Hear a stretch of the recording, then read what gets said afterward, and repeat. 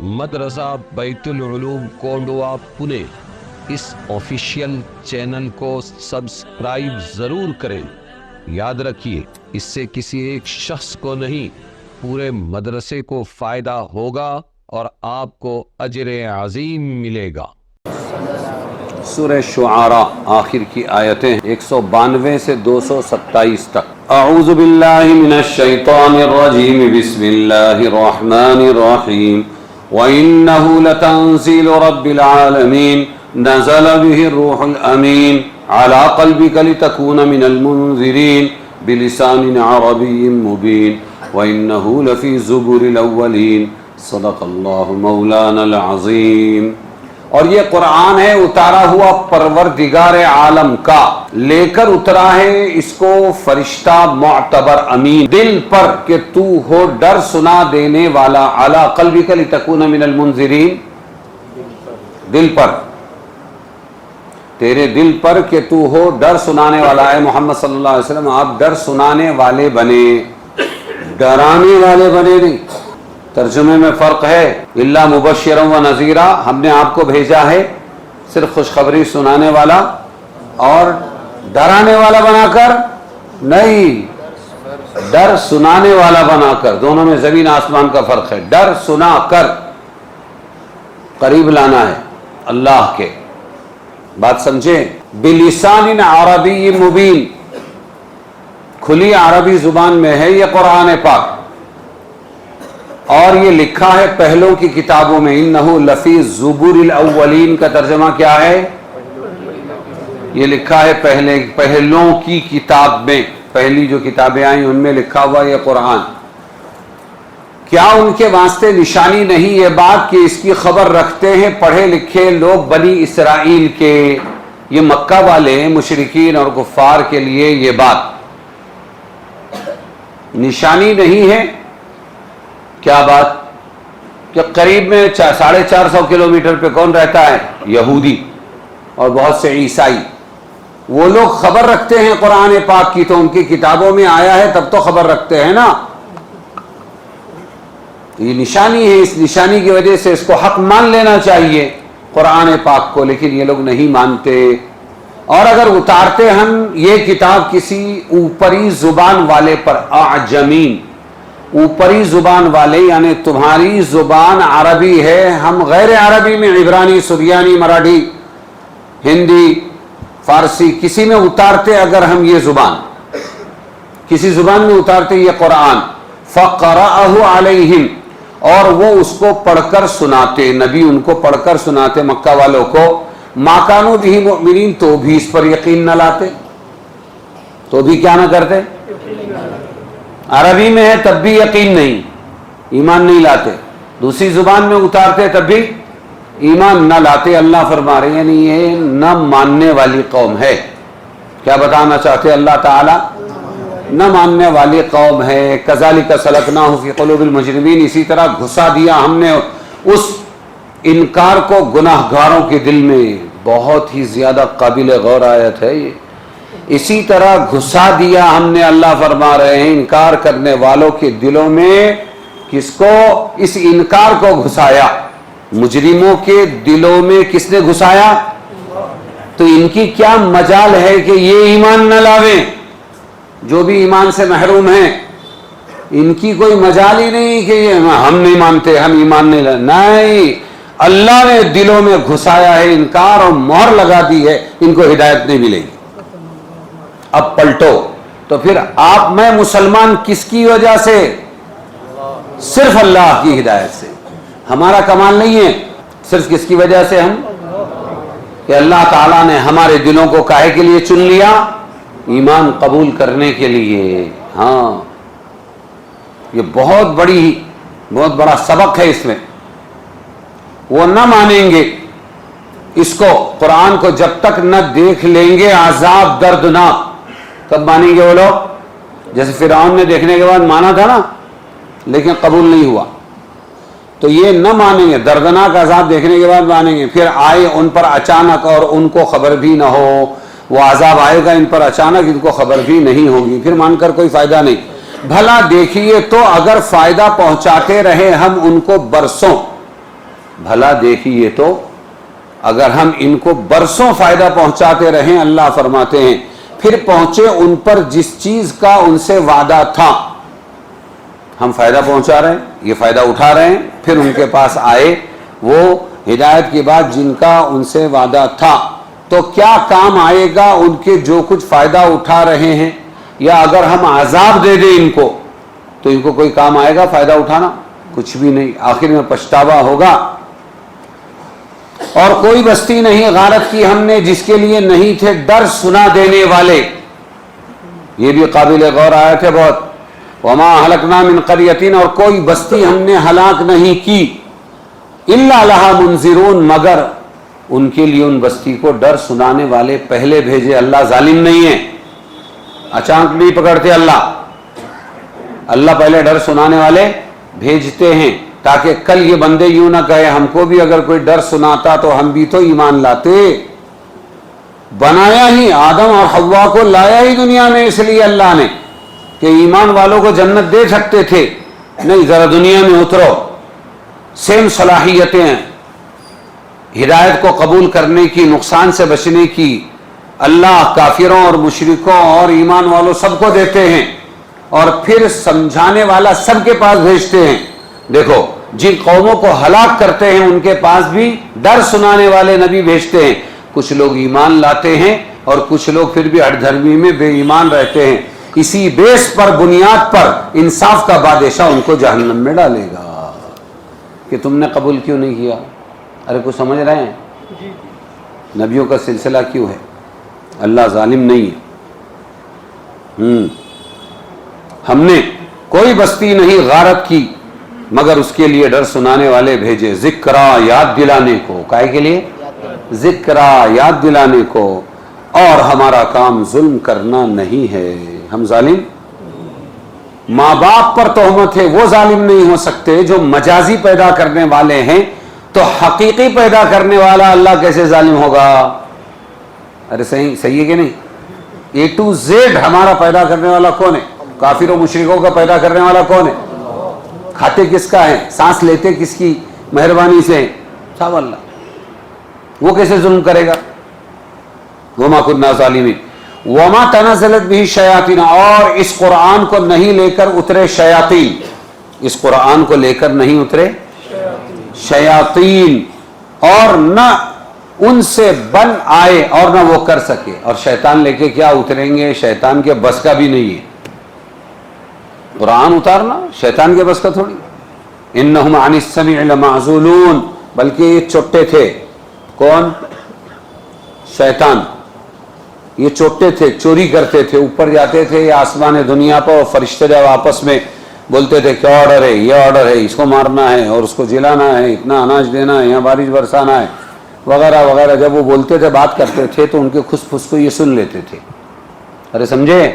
اور وہاں سے آتے تھے، اور جو ان کے جیوتشی ہوتے ہیں، جو کاہن ہوتے ہیں، جو ان کے گرو گھنٹال ہوتے ہیں، ان کو کھس پھس کرتے تھے، ایک لفظ بول دیتے، دخ دخ، ایسا کچھ بھی بول دیتے تھے، اور وہاں وہ حساب کرتے تھے دکھ دکھ کا مطلب کیا ہوتا ہے، ہو اتنا بڑا سیلاب آنے والا ہے، بم باری ہونے والی، اٹیک ہونے والا ہے، سمجھ میں آیا؟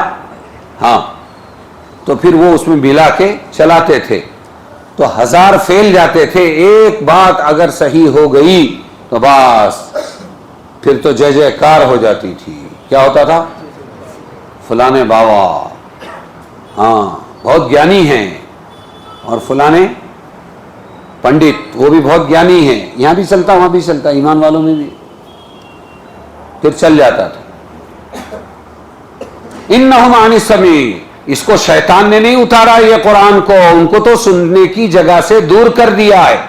بعد میں کیا قانون بنا؟ جب قرآن نازل ہوا تو پھر قانون بنا کہ ستارہ پھینک کے مار دیا جاتا ہے، جب یہ اوپر جاتے ہیں نا سننے کو تو ستارہ پھینک کے مارا جاتا ہے، بولتے ہیں نا ستارہ گرا، وہ ان کو پھینک کے مارا جاتا ہے، تو یہ جاتے بھی نہیں۔ اب وہ معزول ہو گئے ہیں سننے سے، سننے کی جگہ سے دور کر دیا گیا۔ فلا تدع مع اللہ الہا آخر، تو مت پکار اللہ کے ساتھ دوسرا معبود، پھر تو پڑ جائے عذاب میں۔ اللہ کے ساتھ دوسرا معبود پکارنے سے کیا ہو جائے گا؟ عذاب میں پڑ جائیں گے۔ وانذر عشیرتک الاقربین، یہ حضور صلی اللہ علیہ وسلم سے کہا گیا، اور حضور کبھی اللہ کے سوا کسی کو پوجنے والے نہیں تھے، رسول کو ایسی بات کہہ کے امتیوں کو سمجھایا جاتا ہے۔ آگے دیکھو، اور ڈر سنا دے اے محمد صلی اللہ علیہ وسلم، آپ ڈر سنا دے اپنے قریب کے رشتہ داروں کو۔ انذر عشیرتک الاقربین کا مطلب کیا؟ ڈر سنا دیجیے اپنے قریب کے رشتہ داروں کو، اور اپنے بازو نیچے رکھیے واسطے ان کے جو آپ کے ساتھ ہیں ایمان والے، ان کے ساتھ نرمی اختیار کیجیے۔ اپنے ایمان والے ساتھیوں کے ساتھ میں کیا اختیار کرو؟ ارے بولو نا، ہاں نرمی اختیار کرو۔ پھر اگر آپ کی نافرمانی کریں تو فرما دیجئے میں بیزار ہوں تمہارے کام سے۔ یہ لوگ اگر یہ مشرکین اے محمد صلی اللہ علیہ وسلم آپ کی پھر بھی نافرمانی کرے تو کیا کہنا؟ میں بیزار ہوں تمہارے کام سے۔ اور بھروسہ کیجئے اس زبردست رحم والے پر۔ کس پہ بھروسہ کرنا ہے؟ بولو، زبردست رحم والے اللہ پر بھروسہ کیجئے، یہ اللہ فرما رہے ہیں۔ وہ کون ہے؟ الذی یراک حین تقوم، جو دیکھتا ہے آپ کو جب آپ اٹھتے ہیں، اور وتقلبک فی الساجدین، اور آپ کا پھرنا نمازیوں میں، آپ کے اٹھنے کو بھی دیکھتا ہے، آپ کے نمازیوں میں سجدہ کرنے کو بھی دیکھتا ہے، پھرنے کو بھی دیکھتا ہے، بے شک وہی ہے سننے والا جاننے والا۔ اب یہ تو بتا دیا اللہ تعالیٰ نے کہ شیطان قرآن لے کر نہیں آتے، اب اللہ بتا رہے شیطان کس پر آتے ہیں۔ ارے سمجھے کیا؟ هل انبئکم علی من تنزل الشیاطین، کیا میں بتلاؤں تم کو کس پر اترتے ہیں شیطان؟ جاننا چاہیے نا، ہم کو بھی معلوم ہونا چاہیے نا کہ شیطان کس پر اترتے ہیں، کس پر اترتے ہیں شیطان۔ اللہ فرما رہے ہیں تنزل علی کل افاک اثیم، اترتے ہیں ہر جھوٹے گناہگار پر۔ شیطان کس پر اترتے ہیں؟ شیطان اترتے ہیں ہر جھوٹے گناہگار پر، سمجھے؟ ہماری آج کی دنیا میں بھی چلتا ہے یہ۔ کون ہے، کہاں سے آیا، کدھر گیا، وہ جا رہا تھا، میں وہاں سو رہا تھا، اس نے میرے پہ جھاڑ کے نیچے آ کے موتا، ایسا ہوا، میرا ایکسیڈنٹ ہو گیا تھا وہاں پر ایسے ایسے موقع پر، اور پھر اس میں میں اس کے پیچھے پڑ گیا، میرے کو ساری ہسٹری معلوم ہے اس کی کار ایسی تھی، وہ مرا تو اس کے ٹکڑے ہو گئے تھے، وہ جل گیا تھا۔ یہ سب کیا ہے؟ یہ سب کیا ہے؟ اس کو بولتے ہیں ہمزاد۔ کیا بولتے ہیں؟ زادن، زائدن کا مطلب ہے پیدا ہونا، ہمزاد ساتھ میں پیدا ہونے والا۔ بالکل صحیح ہے، حدیث میں ہے جب بھی کوئی بچہ پیدا ہوتا ہے تو ایک شیطان اس کے ساتھ پیدا کیا جاتا ہے، تو اس کو پوری ہسٹری معلوم ہے، وہ مر جاتا ہے، ایکسیڈنٹ میں مرا ہے، دفنا دیا، وہ مر جاتا ہے۔ شیطان کو قیامت تک کے لیے باقی رکھنے کا اللہ نے وعدہ کیا ہے، مجھے مہلت دے دے، اللہ نے مہلت دے دی۔ اب وہ عقیدے خراب کرتا پھرتا ہے، کسی کے آنکھ پہ آ جاتا ہے، پھر بولتا ہے بابا کے سامنے، بزرگ کے سامنے، پھر وہ بولتا ہے کہ یہ ایسا ہوا اور وہاں ایکسیڈنٹ میں مرا۔ تو یہ کیا سمجھتے ہیں؟ عقیدہ کیا خراب ہوتا ہے؟ پنرجنم، کیا یہ مر گیا تھا، واپس آ کے یہ بیان کر رہا ہے میں مر گیا، ایکسیڈنٹ میں مر گیا، میرے کو ایسا مارا گیا، قتل کیا گیا، کنویں میں پھینکا گیا، جلایا گیا۔ تو دیکھو اگر یہ سچ نہیں ہے پنرجنم، اس دنیا میں مرنے والے دوبارہ آتے ہیں، تو پھر یہ اپنی ہسٹری کیسے بتا رہا ہے؟ وہ نہیں ہے جو مر گیا واپس، وہ نہیں آیا، اس کا ہمزاد ہے یہ شیطان۔ ارے کچھ سمجھے؟ میں ہلکے سے ٹریلرز بتا رہا ہوں آپ کو، ہمارا موضوع نہیں ہے، لیکن آپ کو جاننا چاہیے کہ یہ کیا ہوتا ہے۔ میں تو مولانا سے ہم کو تو بخاری میں نہیں پڑھایا گیا تھا، سیاستہ میں نہیں پڑھایا گیا تھا، قرآن میں نہیں پڑھایا گیا، تو معلوم ہونا چاہیے نا، تیاری ہونی چاہیے۔ کوئی ماما بنائے گا تم بن جاؤ گے، ہاں، ہکا ماری، ہڈلنی، سب آئیں گے تمہاری زندگی میں۔ تو یہ کہہ رہے ہیں آؤ ہم تم کو بتلاتے ہیں شیطان کس پر اترتا ہے، ہر جھوٹے گناہگار پر شیطان اترتا ہے، وہ آتا ہے شیطان۔ تو وہ پہنچے ہوئے نہیں ہیں، وہ پہنچنے سے نیچے رہ گئے ہیں، وہ پیچھے رہ گئے ہیں، گناہگار ہیں، اس لیے شیطان آیا ہے۔ وہ نیک لوگوں پہ نہیں آتا بلکہ بھاگتا ہے نیک لوگوں سے۔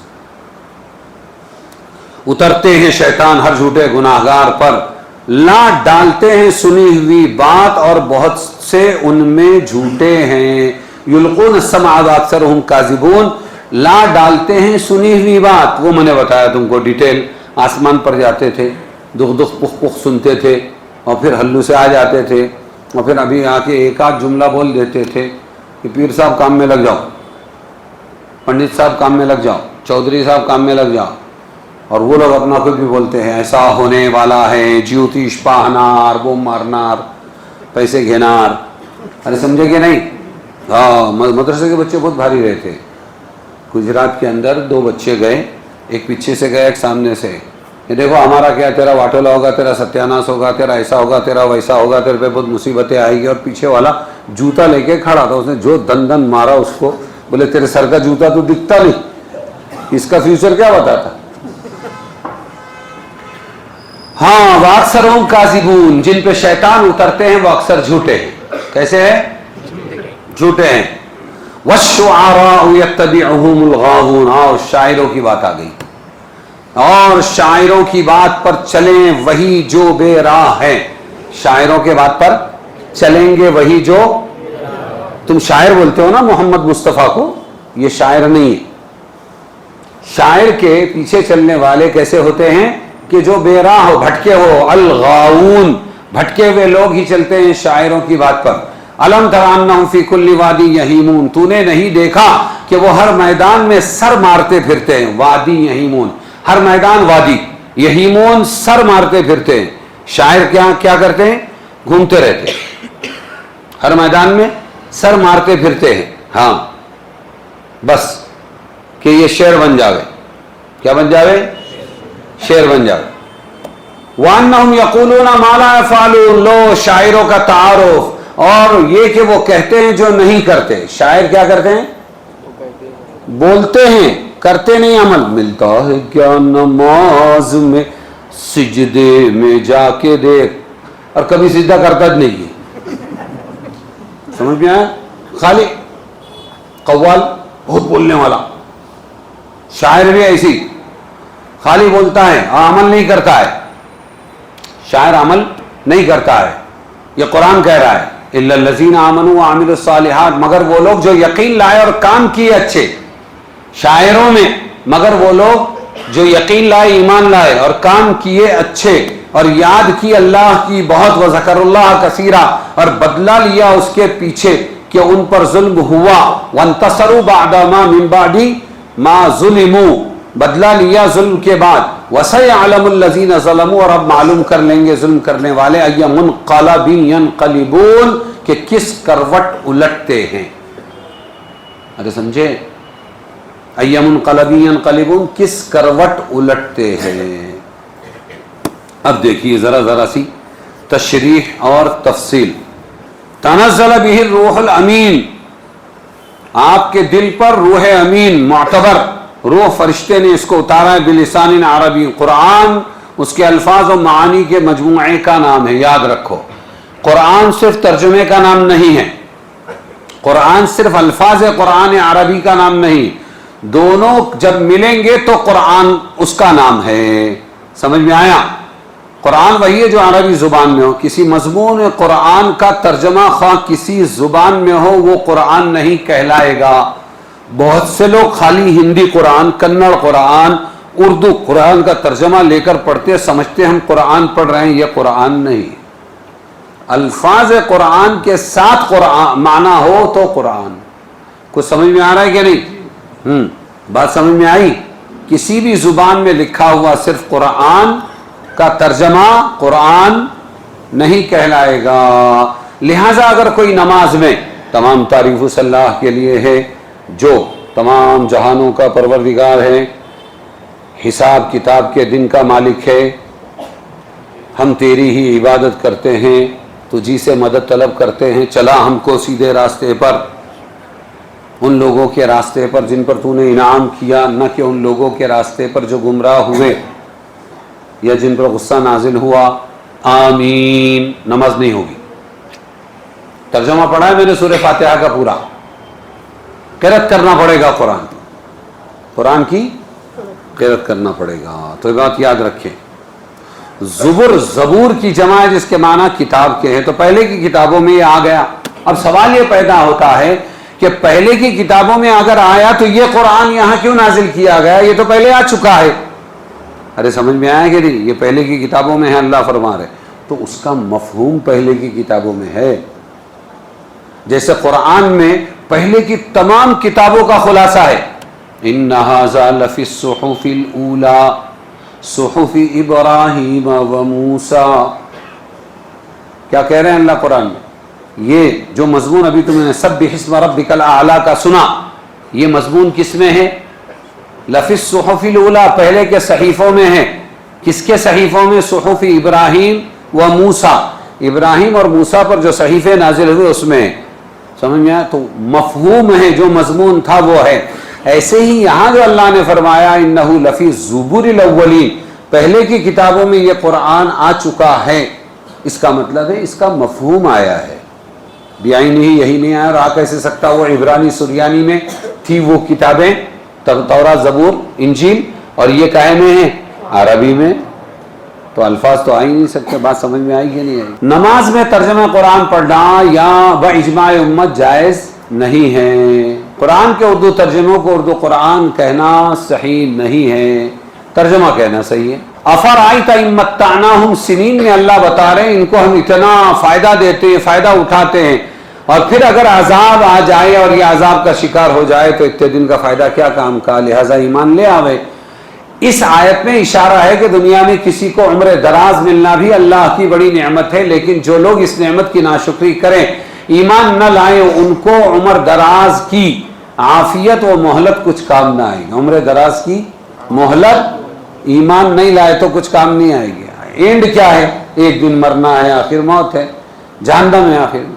امام زہری نے نقل فرمایا حضرت عمر ابن عبدالعزیز، دھیان سے سنو، حضرت عمر ابن عبدالعزیز روز صبح کو اپنی داڑھی پکڑ کر اپنے نفس کو خطاب کر کے اے عمر اپنے آپ کو خطاب کر کے یہ آیت پڑھا کرتے تھے. افرأیت ان متعناہم سنین، ہاں، کہ ہم نے اگر ان کو ایک زمانے تک کے کیا دے دیا، فائدہ پہنچایا، اور پھر اس کے بعد بھی ان پر عذاب آیا، پکڑے گئے، ایمان نہ لائے، تو کیا ہوگا؟ کوئی فائدہ نہیں اتنی مہلت دینے کا، اتنا فائدہ پہنچانے کا. اس کے بعد ان پر گریہ طاری ہو جاتا تھا.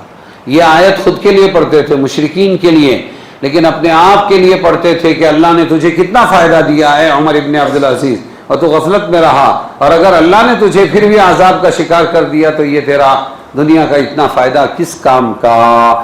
پھر کیا کرتے تھے؟ ان پر گریہ طاری ہوتا تھا، یعنی رونا آ جاتا تھا ان کو، اور یہ اشعار پڑھتے تھے: نہا رکیا مغرور سہون وغفلۃ ولیلک نوم والردا لک لازم فلا انت فی الایقاظ یقظان حازم ولا انت فی النوم ناج وسالم وتسعى الى ما سوف تکرہ غبہ وکذلک فی الدنیا تعیش البہائم. ترجمہ سن لو. اے فریب خوردہ، اے دھوکے میں پڑے ہوئے. اپنے آپ کو کیا کہتے تھے؟ عمر ابن عبدالعزیز بادشاہ ہے، مسلمانوں کے امیر ہیں. اے فریب خوردہ، تیرا سارا دن غفلت میں، سنو ہم ہیں یہ، وہ تو نہیں تھے، ہم ہیں. تیرا سارا دن غفلت میں اور رات نیند میں صرف ہوتی. دن کو سوتا، دن کو غافل رہتا ہے دنیا کمانے میں، رات کو سوتا رہتا ہے. حالانکہ موت تیرے لیے لازمی ہے. موت کیا ہے؟ تیرے لیے لازمی ہے. نہ تو بیدار لوگوں میں ہوشیار و بیدار ہے، نہ سونے والوں میں اپنی نجات پر مطمئن ہے. تیری کوشش ایسے کاموں میں رہتی ہے جس کا انجام عن قریب ناگوار صورت میں سامنے آئے گا. دنیا میں چوپائے جانور ایسے ہی جیا کرتے ہیں. آج ہم جو انسان زندگی گزار رہے ہیں، دن کو دنیا کے لیے رونا، رات کو پیڑ بھر کے سونا، آنکھ بھر کے سونا، یہ جانوروں کی زندگی. کس کی زندگی ہے؟ تو یہ کون تھے؟ داڑھی پکڑ کے اپنے آپ کو عبرت دلانے والے عمر ابن وانذر عشیرتک الاقربین. اے محمد صلی اللہ علیہ وسلم، غوث نیند آ رہی؟ پھر ادھر دھیان دو. تو منہ میرا کعبے شریف کی طرف ہو گیا، ادھر منڈی اس کی. وانذر عشیرتک الاقربین، عشیرہ کے معنی کنبہ، خاندان کے، اقربین کی قید سے ان میں بھی قریبی رشتہ دار، جو زیادہ قریب کے لوگ ہیں وہ مراد ہیں، ان کو اے محمد آپ ڈرائیے. یہاں یہ بات قابل غور ہے. رسول صلی اللہ علیہ وسلم پر تبلیغ رسالت اور انذار پوری امت کے لیے فرض ہے. پوری امت کو ڈراؤ. اس جگہ خاص خاندان کے لوگوں کو کیوں ڈرانے کے لیے کہا گیا، ڈر سنانے کے لیے کہا گیا؟ غور کیا جائے تو اس میں تبلیغ دعوت کے آسان مؤثر بنانے کا ایک خاص طریقہ ہے جس کے آثار دور رس ہیں، وہ یہ کہ اپنے کنبے اور خاندان کے لوگ اپنے قریب ہونے کی بنا پر اس کے حقدار بھی ہیں کہ ہر خیر پہلے کس کو دیا جائے؟ اپنے قریبی رشتہ داروں کو دوسرے سے مقدم کیا جائے۔ اور باہمی تعلقات کی وجہ سے گھر والے، خاندان والے جانتے ہیں ہماری جنم کنڈلی کو، بیک گراؤنڈ کو، تو وہ لوگ ہماری بات کو قبول کریں گے۔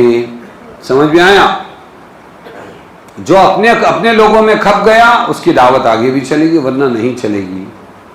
اور پھر یہ اپنی ٹیم بنے گی اپنے خاندان کی، وہ ہمارا ساتھ دے گی۔ ان فائدوں کی وجہ سے اللہ تعالیٰ نے فرمایا اپنے گھر والوں کو کیا کرو؟ ارے بولو، اپنے گھر والوں کو انذر، ڈرائیں گے، ڈر سنائیے اور ایمان کی طرف لائیے۔ قرآن میں دوسری جگہ بھی ہے، قو انفسکم واہلیکم نارا، ڈراؤ اپنے انفسکم، اپنے آپ کو اور اپنے گھر والوں کو آگ سے۔ کیسے ڈراؤ؟ آگ سے ڈراؤ۔ تو اللہ کیسے ڈرائیں؟ اللہ کے رسول کیسے ڈرائیں؟ علموہم الدین وادبوہم، ان کو دین سکھاؤ اور ان کو با ادب بناؤ۔ کیا بناؤ؟ با ادب بناؤ۔ اپنے پورے خاندان کو جمع کر کے فرمایا اس آیت کے نازل ہونے کے بعد، اس وقت اگر سے لوگوں نے قبول حق سے انکار کیا، مگر رفتہ رفتہ خاندان کے لوگوں میں اسلام ایمان داخل ہونا شروع ہو گیا، اور آپ کے چچا حضرت حمزہ کے اسلام لانے سے اسلام کو بڑی تقویت پہنچی۔ کیا پہنچی بولو؟ ہاں، آپ صلی اللہ علیہ وسلم کے کون سے چچا تھے؟ حمزہ۔ ان کے اسلام لانے سے اسلام کو کیا ہوا؟ تقویت پہنچی۔ اب شعر کس کو کہتے ہیں؟ وَالشُّعَرَاءُ يَتَّبِعُهُمُ الْغَاوُونَ، شعر ہر اس کلام کو کہا جاتا ہے جس میں محض خیالی اور غیر تحقیقی مضامین بیان کیے گئے ہوں۔ شعر کس کو کہا جاتا ہے؟ جس کے اندر صرف خیالی، حقیقت نہیں، ہاں صرف خیالی اور غیر تحقیقی، کوئی تحقیق بھی نہیں، بنڈل، غیر تحقیقی مضامین کو بیان کیا جائے، اس کو کیا کہتے ہیں؟ بولو۔ جس میں کوئی بحر، وزن، ردیف، قافیہ، کچھ شرط نہیں۔ آزاد شاعری بھی ہوتی ہے آج کل، ہاں کچھ وزن والی ہوتی ہے، کچھ آزاد۔ فن منطق میں بھی ایسے ہی مضامین کو ادلہ شعریہ، قضائے شعریہ کہا گیا۔ اصطلاحی شعر اور غزل میں بھی چونکہ عموماً خیالات ہی کا غلبہ ہوتا ہے، اس لیے اصطلاح شعراء میں کلام موضوع مقفع کو شعر کہنے لگے۔ کلام موضوع جو وزن والا ہو، مقفع جس میں قافیہ ہو، اور قرآن تو اس سے بھرا پڑا ہے۔ قل اعوذ برب الناس، اب ناس چلے گا، ملک الناس، الہ الناس، من شر الوسواس الخناس الذی یوسوس فی صدور، ادھر احد شروع ہوا، قل هو اللہ احد اللہ الصمد لم یلد ولم یولد، وہاں فلق ہوا، قل اعوذ برب الفلق من شر ما خلق۔ کلام موضوع ہے لیکن خیالی نہیں ہے، شعر خیالی ہوتا ہے، غیر تحقیقی نہیں، یہ تحقیقی ہے، شعر کی نیت سے نہیں بنایا گیا ہے۔ ارے سمجھے کہ نہیں؟ حضور صلی اللہ علیہ وسلم حنین میں جب سب بھاگ گئے پیچھے، تو اترے اپنے گھوڑے پر سے اور آگے بڑھے اور فرمایا انا النبی لا کذب انا ابن عبد المطلب، میں وہ نبی ہوں جو جھوٹا نہیں ہے اور میں عبد المطلب کا بیٹا یعنی پوتا ہوں۔ دیکھنے کو شعر ہے لیکن یہ شعر نہیں ہے، یہ حقیقت ہے، اور کلام موضوع جان بوجھ کر نہیں، بے اختیار نکل گیا ہے۔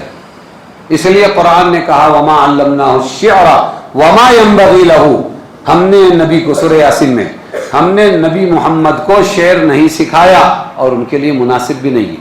شاعری کوئی کمال نہیں ہے۔ ارے سمجھ میں آیا؟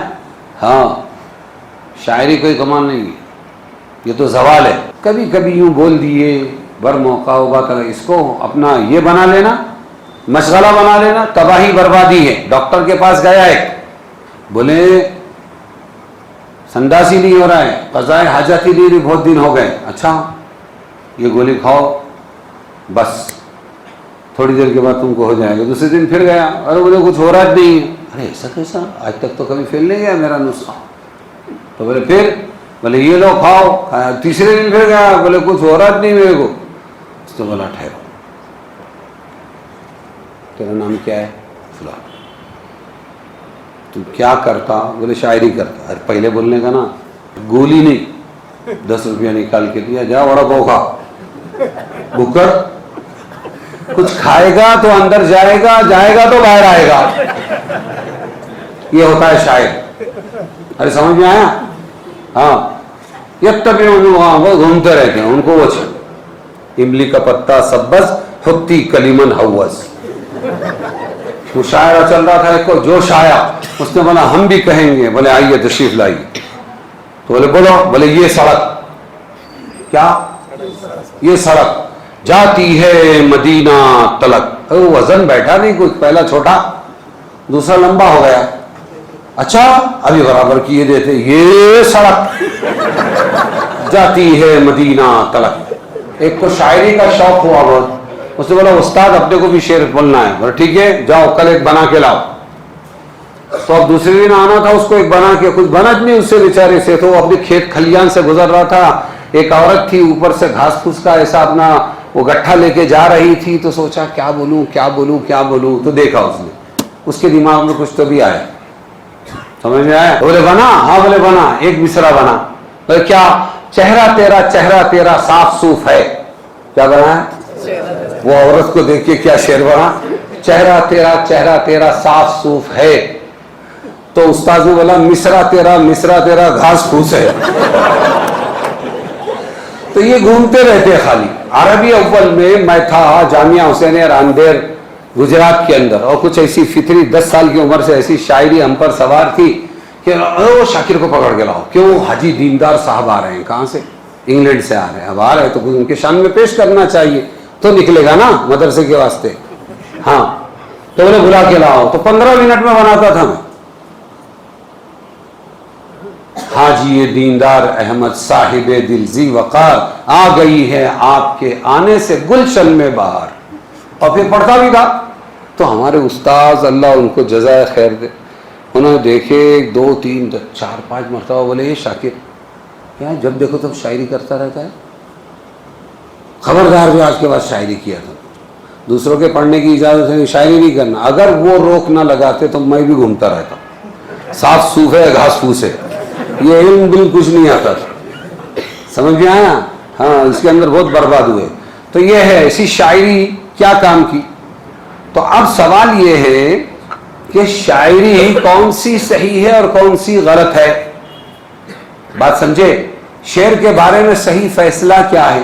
اس لیے کہ قرآن میں آگے بھی ہے، مگر وہ لوگ جو ایمان لائے اور اچھے عمل کیے.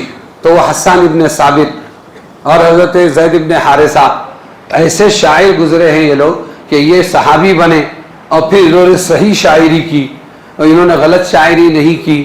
تو ان کی شاعری بعض مرتبہ حضور نے کئی اشعار سنے، منبر پر بٹھا کر اشعار سنے ہیں، تو ان کی تعریف بھی ہے. تو سوال یہ ہے کہ شاعری کے بارے میں کیا فیصلہ ہے، یہ صحیح ہے یا غلط ہے، کون سا شعر صحیح کون سا غلط. تو اس کا جواب یہ ہے کہ جس شعر کا مضمون اچھا اور مفید ہو تو شعر اچھا ہے، اور مضمون اگر برا ہے تو شعر برا ہے. ارے سمجھے کہ نہیں سمجھے؟ جس کا مضمون اچھا ہو وہ شعر اچھا، اور جس کا مضمون برا ہو بولو